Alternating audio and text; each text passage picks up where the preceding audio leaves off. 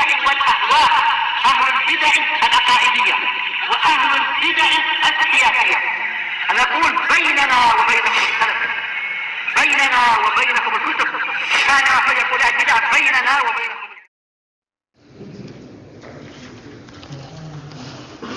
بسم الله الرحمن الرحيم.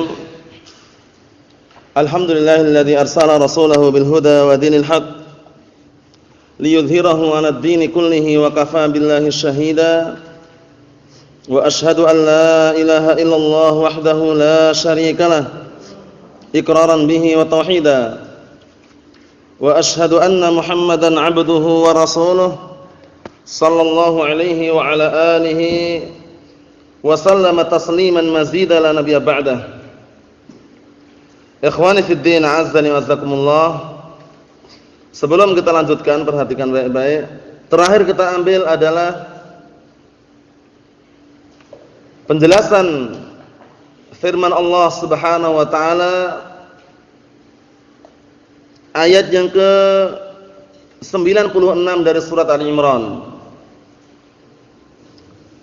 Insyaallah taala kita akan melanjutkan ayat yang berikutnya, yaitu ayat yang ke-97 dari surat Ali Imran juz yang keempat, yang mana ayat yang ke-97 ini menjelaskan kepada kita semuanya bahwa di kota Mekkah, terutama di sekeliling Ka'bah tersebut, ada peninggalan yang bersejarah, yaitu maqam Ibrahim. Perhatikan baik-baik, enggak boleh ngantuk ya. Naam, barakallahu fikum. Enggak boleh ada yang ngantuk belakang sana wudu.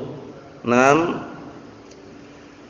Ada tempat bersejarah yaitu maqam Ibrahim. Tempat berdiri Nabi Ibrahim alaihissalam ketika membangun Ka'bah.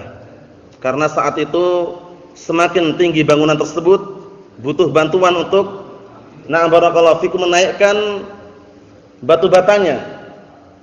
Nah, disitulah ada maqam Ibrahim. Kemudian Ismail alaihissalam, anak beliau alaihissalam, memberikan batu bata tersebut kepada Ibrahim alaihissalam.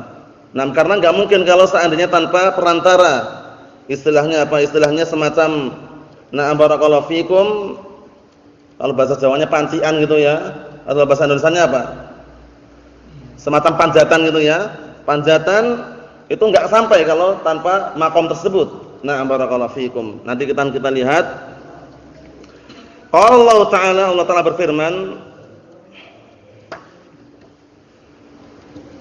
"Fihi ayatun bayyinatun maqamu Ibrahim, wa man dakhalahu kana amina, walillahi 'alan nasi hajjul bait man istata'a ilaihi sabila, wa man kafara fa innallaha ghaniyyun 'anil 'alamin."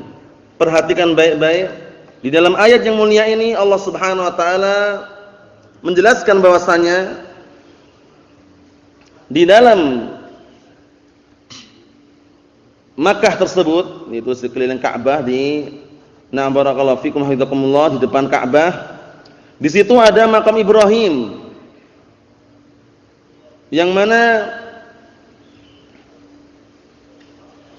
Allah Subhanahu wa taala mengagungkan tempat tersebut sehingga dimasukkan dalam ritual-ritual manasik haji atau yang semisalnya, yaitu disunnahkannya untuk sholat di barakallahu fikum depan makam Ibrahim, dan yang semisalnya. Kemudian juga di dalam ayat yang mulia ini ada pendalilan mengenai wajibnya haji. Jadi haji hukumnya adalah wajib. Haji hukumnya adalah apa? Wajib bagi yang mampu seumur hidup sekali. Bagi yang mampu kewajibannya seumur hidup sekali. Mau ulangi lagi boleh, tapi sudah tidak wajib lagi. Apa maksudnya? Seperti umrah itu pendapat yang rajih wallahu alam, bagi yang mampu seumur hidup juga sekali. Nah, untuk selebihnya itu hukumnya mustahab. Paham ya? Kalau mau diulang lagi silakan. Nah, tapi kalau yang wajib yang mana? Yang sekali itu. Bagi yang mampu, sudah kami jelaskan kemampuan diukur dari dua sisi, hartanya, kemudian juga jiwa raganya. Jadi hartanya mampu, kemudian juga fisiknya mampu, itu barulah dia wajib untuk menunaikan haji ke Baitullahil Haram. Adapun yang tidak mampu fisiknya tapi hartanya mampu, boleh dia mewakilkan seseorang untuk menunaikan hajinya. Namanya taukil atau badalul hajj. Paham ya? Nah, barakallahu fikum, dia mampu, hartanya banyak, melimpah, kaya. Cuman dia tidak punya kemampuan untuk berangkat. Karena mungkin sakit-sakitan, kemudian kesehatannya lemah. Nah, barakallahu fikum atau yang semisalnya, maka apa? Maka yang seperti itu, diperbolehkan dia mewakilkan kepada orang yang kuat dan mampu untuk melaksanakan haji. Namun upayakan mencari orang yang sudah pernah haji. Nah, barakallahu fikum seperti itu. Ikhwani fid din, azza wa jazakumullah. Dan barang siapa yang dia itu kufur terhadap wajibnya haji tersebut, maka sungguh dia telah kafir. Yang mengingkari tentang wajibnya haji, justru dia kafir. Kemudian Allah Ta'ala tidak butuh dengan semata-mata amalan mereka. Namun yang Allah Ta'ala butuhkan adalah bagaimana seorang itu beramal ikhlas karena Allah Subhanahu wa Ta'ala. Karena Allah Ta'ala hanya ingin memberikan apa? Memberikan pahala kepada hamba-hambanya yang setia dan juga melaksanakan perintah-perintahnya. Seperti itu, barakallahu fikum. Na'am. Qala al-mufassirun asbahumullah, fi hadzal baiti dalalatun dhahiratun. Di dalam Baitullahil Haram ada tanda-tanda yang sangat nampak dan jelas, annahu min bina Ibrahim. Maksudnya apa? Maksudnya pada Baitullahil Haram, yaitu Ka'bah yang ada di Mekah tersebut, itu ada sejarah peninggalan, yaitu bangunan Nabi Ibrahim alaihissalam. Karena memang yang pertama kali meletakkan barakallahu fikum pondasi-pondasinya adalah secara globalnya, walaupun sebelum-sebelumnya mungkin ada yang membangun, yang meninggikan adalah Ibrahim alaihissalam. Kita lihat fi hadzal baiti dalalatun zahiratun annahu min bina Ibrahim. Pada Baitullahil Haram tersebut ada tanda-tanda yang sangat nampak bahwasannya merupakan bangunan Ibrahim alaihissalam. Wa anna Allah 'azzamahu wa syarrafahu, dan bahwasannya Allah Ta'ala mengagungkannya dan memuliakannya. Minha, diantaranya, perhatikan baik-baik, maqam Ibrahim alaihissalam, tempat berdirinya Ibrahim alaihissalam. Wa huwal hajaru alladzi kana yaqifu alaihi hina kana yarfa'ul qawa'ida minal bait huwa wa ibnuhu Ismail. Perhatikan baik-baik ini. Apa maqam Ibrahim? Yaitu al-hajar, semacam batu. Nah, barakallahu fikum.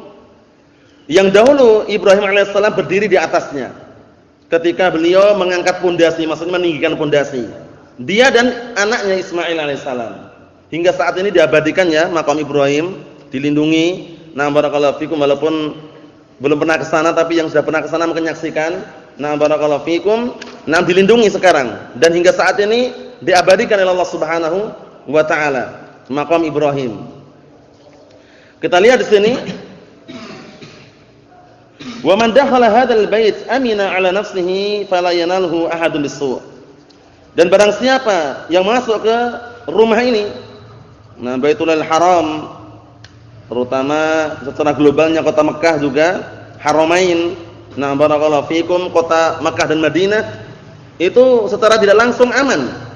Dirinya aman dan tidak ada seorang pun yang akan menimpa pada dirinya sebuah kejelekan. Maksudnya tidak ada satupun yang diperkenankan atau diperbolehkan atau bahkan barakallahu fikum diizinkan untuk melakukan sebuah kejahatan, karena dinamakan Haramain karena haram melakukan sebuah kezaliman di dalamnya. Oleh karena itu disebutkan para ulama, bahkan kalau seandainya orang di luar Haramain berbuat sebuah kekejian yang harus dia ditegakkan had hukuman, kalau lari ke Haramain didesak dulu, dipersempit dulu hingga mereka mau keluar baru ditegakkan di luar. Seperti itu. Barakallahu fikum hidakumullah. Tapi kalau memang itu adalah semacam hukuman yang sifatnya adalah had, mau tidak mau ditegakkan di situ tidak masalah. Maksudnya apa? Maksudnya itu untuk perlindungan secara global itu Haramain memang diharamkan. Barakallahu fikum, memburu-buruannya juga diharamkan. kemudian memotong pohon-pohonnya juga diharamkan kecuali yang membahayakan. Paham ya? Kecuali yang membahayakan itu lain lagi urusannya. Yang jelas kalau antum dengar Haramain itu kota Makkah dan Madinah. Nah, kita lihat di sini, waqad awjaba Allahu 'alal mustati' minan nas fi ayyi makanin qasda hadzal bait li ada'i manasikil hajj. Perhatikan baik-baik. Dan sungguh Allah Ta'ala telah mewajibkan bagi orang yang mampu dari kalangan manusia fi ayyi makan, dari tempat manapun. Nah, diwajibkan dari tempat manapun untuk kemana? Untuk pergi ke Baitulil Haram. Dalam rangka apa? Dalam rangka melaksanakan ritual-ritual manasik haji, ibadah haji. Nah, barakallahu fikum, dianjurkan bahkan diwajibkan bagi yang mampu untuk menuju ke arah sana dari seluruh penjuru. Nah, seluruh dunia ya, barakallahu fikum. Nah, Indonesia, Malaysia atau semuanya. Nah, barakallahu fikum kalau haji ke sana.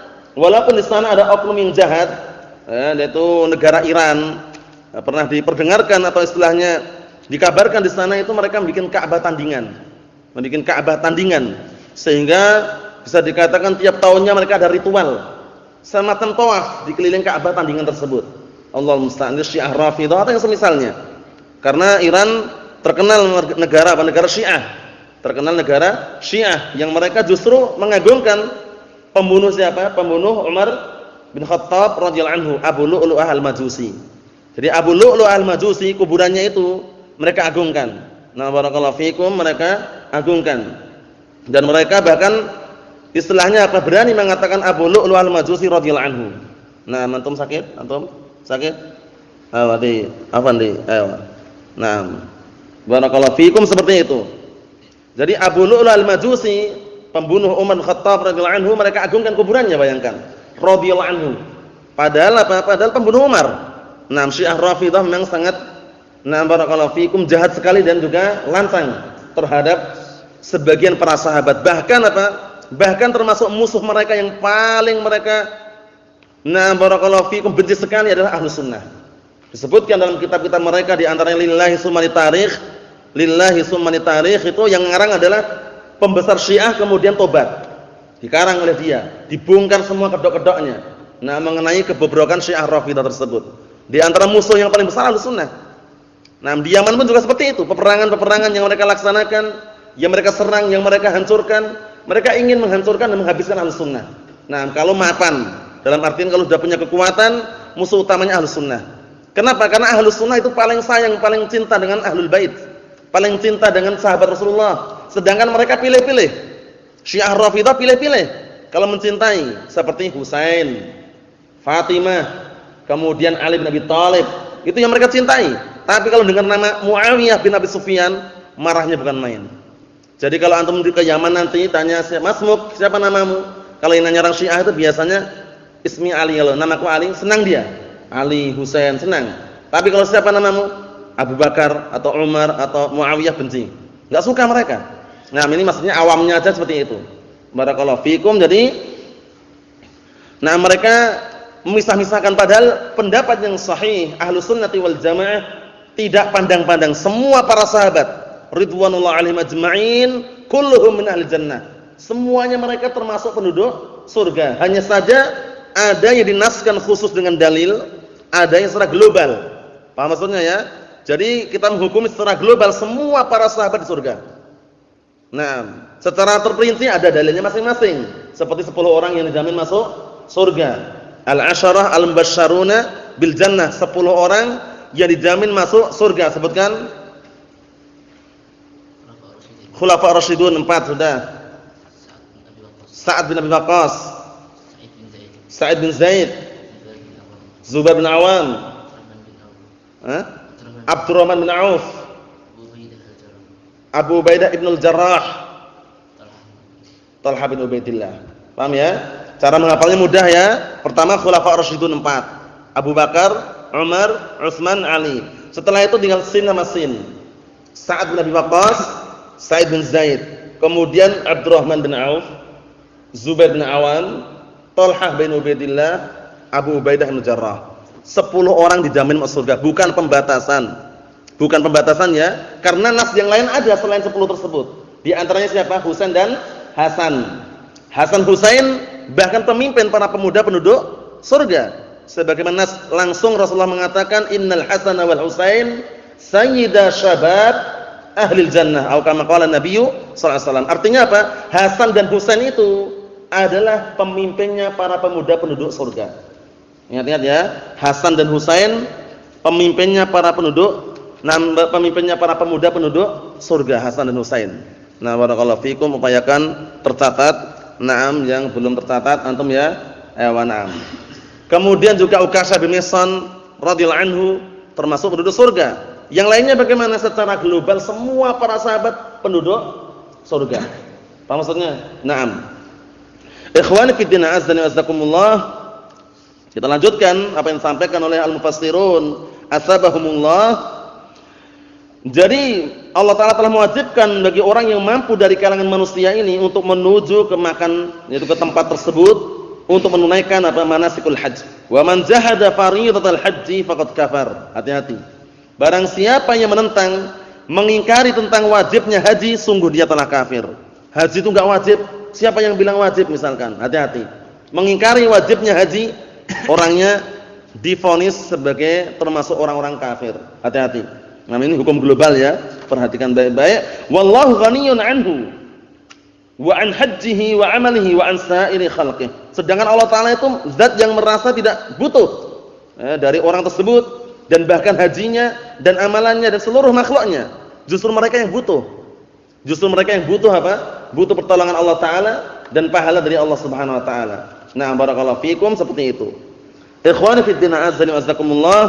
Jadi maqam Ibrahim adalah sejarah yang diabadikan oleh Allah Subhanahu wa taala, yaitu al-hajar. Nah, perhatikan baik-baik. Al-hajar yaitu semacam batu yang dahulunya dipakai untuk apa? Nah, berdiri Nabi Ibrahim alaihissalam ketika meninggikan pondasi Ka'bah tersebut. Yang waktu itu yang membantu adalah anak beliau, yaitu Ismail alaihissalam. Ismail alaihissalam. Naam.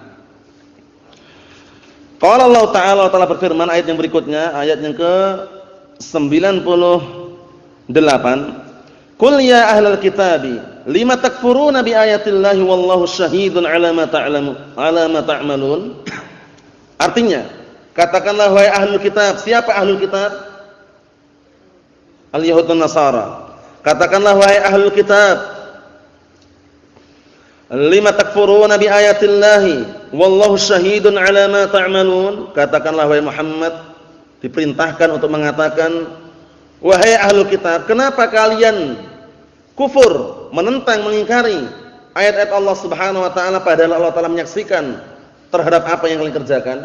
Jadi walaupun mereka membohongi, mereka berdusta atas nama Allah Taala menyaksikannya. Allah Taala menyaksikannya dan juga mengetahui siapa di antara hamba-hambanya yang dusta.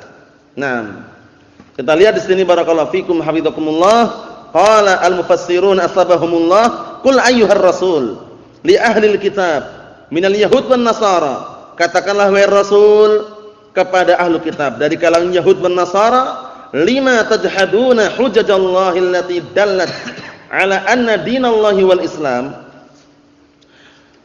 Katakanlah wahai Rasul kepada ahlu kitab dari kalangan Yahud dan Nasara, kenapa kalian mengingkari hujjah-hujjah Allah Subhanahu wa taala yang telah menunjukkan bahwasannya agama Allah Taala adalah agama Islam saja.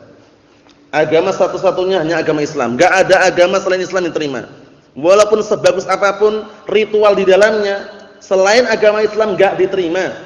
Nah, amalannya, ritualnya, perbuatannya enggak diterima semuanya. Kebaikan orang-orang yang beragama selain agama Islam ditunaikan di dunia semuanya.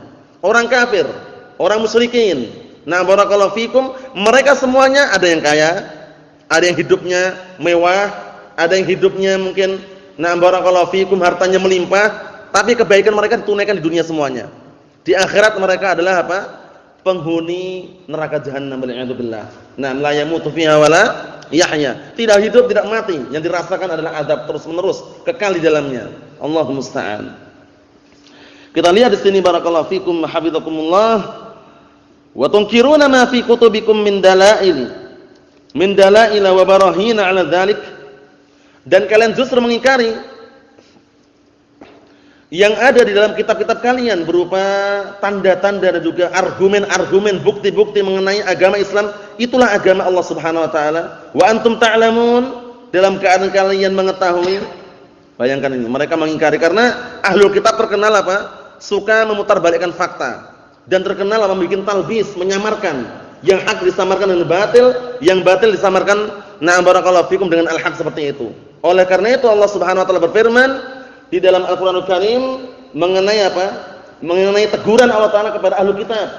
Bahwasanya ahlu kitab itu sukanya apa? Memutarbalikkan fakta, membuat talbis, menyamarkan yang hak itu dengan yang batil dengan al-haq. Apa itu?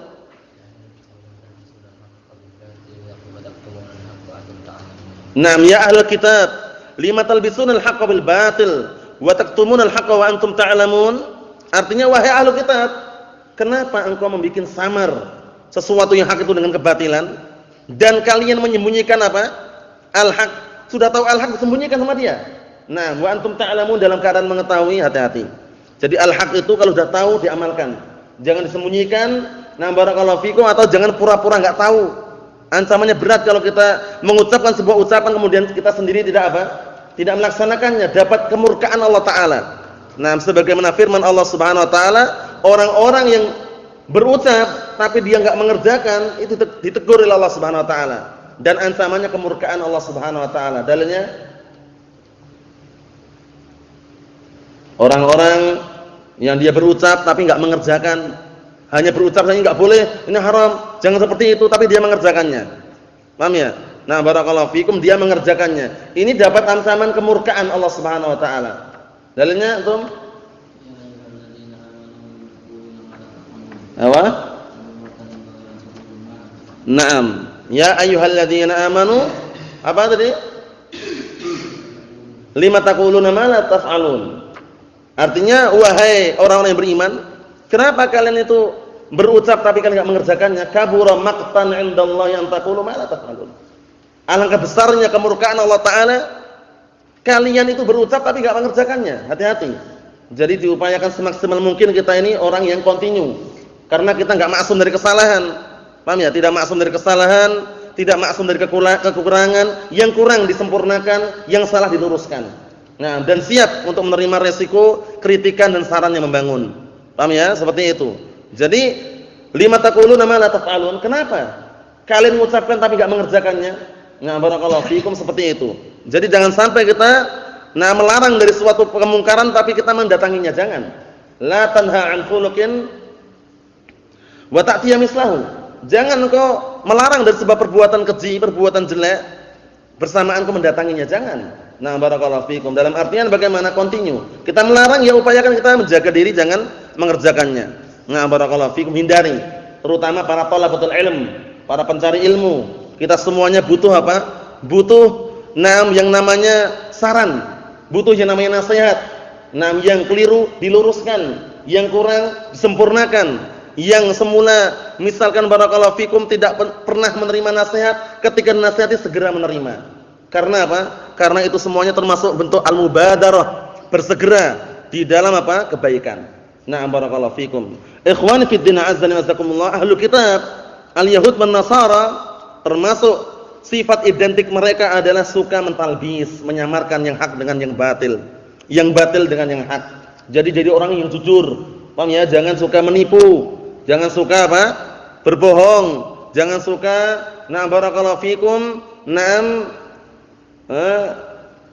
mengambil harta orang lain tanpa ada unsur yang benar. Paham ya? Jangan sampai kita termasuk orang-orang yang tidak benar. Jadi perlu diperhatikan baik-baik. Apalagi kalau seandainya sepakat di atas kebatilan, sepakat di atas apa? Perbuatan dosa, sepakat di atas perbuatan yang tidak bagus, jangan. Karena nanti kalau misalkan kesepakatan tersebut ternyata dapat dosa semuanya. Bayangkan, dosa semuanya. Apakah ingin? Seperti itu kan enggak ingin. Oleh karena itu ikhwani fiddin, a'azzani wa'azzakumullah, yang namanya al-haq itu al-haq. Kebenaran itu hanya satu. Tidak ada kebenaran itu dua, enggak ada. Famadza ba'dal haqqi illa dhalal. Tidak ada setelah al-haq kecuali kesesatan. Ia mengatakan semua kelompok benar, semuanya ahlus sunnah. Yang sana ahlus sunnah bolehkan TV, Yang sana Ahlus Sunnah enggak bolehkan TV, semuanya Ahlus Sunnah, kita katakan tidak. Ahlus Sunnati wal Jamaah yang kokoh di atas Al-Qur'an was Sunnah itu berpegangan dengan Al-Qur'an was Sunnah. Dalil, hujjah. Paham ya? Nah, jangan mengatakan semuanya benar. Kebenaran hanya satu. Al-haq wahid. Kebenaran itu hanya satu, yaitu yang mengikuti Al-Qur'an dan As-Sunnah, qaulan wa amalan wa i'tiqadan. Secara ucapan, keyakinan dan amalan. Bukan semata-mata ucapan saja. Itu perhatian baik-baik kuncinya. Karena apa? Karena yang namanya kebenaran itu enggak harus banyak orangnya. Kalau daurah ribuan, ratusan misalkan, enggak. Walaupun yang hadir ketika taklim 4 orang 5 orang diajari. Paham ya? Karena al-haq itu bagaimana ukurannya?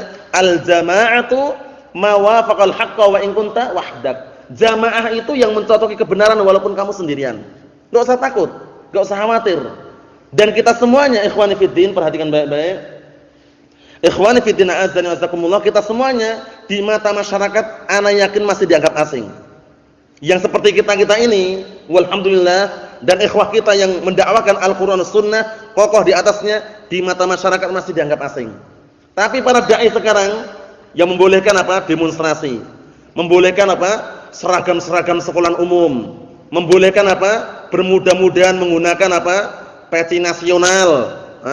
Bermudah-mudahan juga masuk dalam lembaga, parlemen, organisasi, di mata masyarakat enggak asing lagi. Padahal yang beruntung yang mana? Orang-orang yang asing. Paham ya? Nah, yang beruntung adalah orang-orang yang asing. Asing maksudnya bagaimana? Asing karena dia mengamalkan Al-Qur'an was Sunnah. Paham ya? Asingnya ini bukan karena jauh dari Al-Qur'an Sunnah tapi mengamalkan Al-Qur'an Sunnah. Coba bayangkan. Sekarang antum saksikan, orang-orang yang mengaku Ahlus Sunnah wal Jamaah, kami Ahlus Sunnah, kaosnya ada sablonnya Salafi, belakang As-Sunnah. Paham ya? Tapi setiap hari apa? Kerjanya di bank. Misalkan, naudzubillah ya.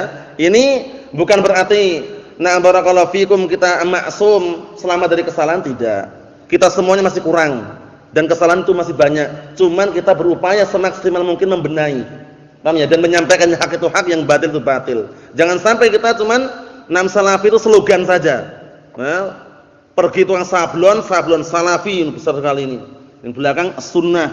Paham ya? Tapi dia jauh dari amalan sunnah, jangan. Itu enggak benar. Paham ya? Nah, jadi Ahlus Sunnati wal Jamaah salafiyun itu bukan yang ada pada kaosnya. Bukan yang ada pada na barakallahu fikum sablonan-sablonan, bukan itu. Tapi amalannya.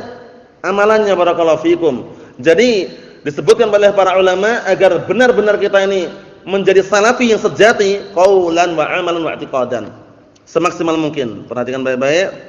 6, semaksimal mungkin itu ucapannya, keyakinannya dan juga amalannya. Bukan sekedar ucapan. Kalau cuma ucapan banyak enggak ya orang yang ngaku? Banyak. Kullun yad'i waslan bilaila wa laila la tuqiru lahum bidzaka. Setiap orang mengaku dirinya punya hubungan cinta dengan Laila, padahal Laila sendiri enggak mengakuinya. Ini sebuah pepatah, perhatikan baik-baik. Setiap orang mengaku dirinya Ahlus Sunnah, Sunni, Salafi, banyak yang ngaku? Banyak, tapi bukan sekedar pengakuan saja. Amalkan Al-Qur'an was Sunnah. Nah, ingat-ingat ya, kebenaran hanya satu, yaitu yang mencocoki Al-Qur'an was Sunnah. Paham ya? Nah, bukan berarti apa? Bukan berarti kemudian ada kelompok yang lain kata itu benar, itu juga Ahlus Sunnah. Ahlus Sunnah cek dulu, lihat dulu bagaimana ideologi pemikirannya. Kalau dia mengatakan Ahlus Sunnah kok membolehkan harta riba misalkan. Dia mengatakan Ahlus Sunnah membolehkan demonstrasi. Dia mengatakan Ahlus Sunnah membolehkan kudeta. Dia mengatakan Ahlus Sunnah membolehkan pemberontakan. Ahlus Sunnah yang bagaimana seperti ini? Ahlus Sunnah itu apa sih artinya? Ahlus Sunnah itu orang yang mengikuti As-Sunnah. Apakah termasuk As-Sunnah? Nah, barakallahu fikum demonstrasi. Apakah termasuk As-Sunnah minta-minta?